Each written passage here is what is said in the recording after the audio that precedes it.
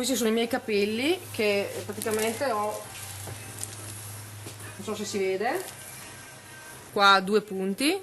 Invece io per staccare lei mi sono preso, per rivincolare nella confusione, mi sono preso un pugno nell'occhio e un calcio nella schiena. Dopo sono riuscito a spingerlo fuori e ho chiuso il cancello e sono arrivati i carabinieri, l'ambulanza. Porteranno per diverso tempo i segni della violenza efferata di un marocchino ubriaco cui hanno negato da bere. Verso le mezzanotte e mezza è arrivato un marocchino, e era allegro, andante, e ha chiesto da bere.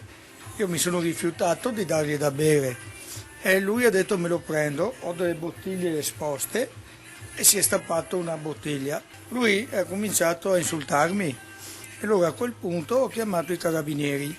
Lo straniero, per nulla intimorito, ha atteso i carabinieri che, dopo averlo identificato e avergli fatto pagare la birra, lo hanno allontanato dal locale. Tutto inutile. Appena i carabinieri hanno svoltato l'angolo, lui ha tentato di entrare, mia moglie ha detto no, tu non entri, e le ha tirato, aveva la bottiglia di birra ancora in mano, gliel'ha tirata nella testa.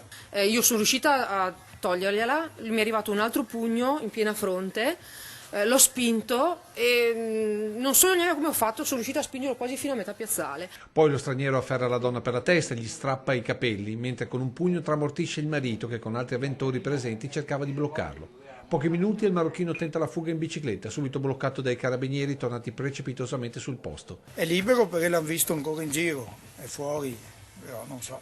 E adesso come vivete? Ma purtroppo adesso è cambiata dopo 35 anni. Ubriachi ne vedi sempre, però mai, ma soprattutto picchiare una donna.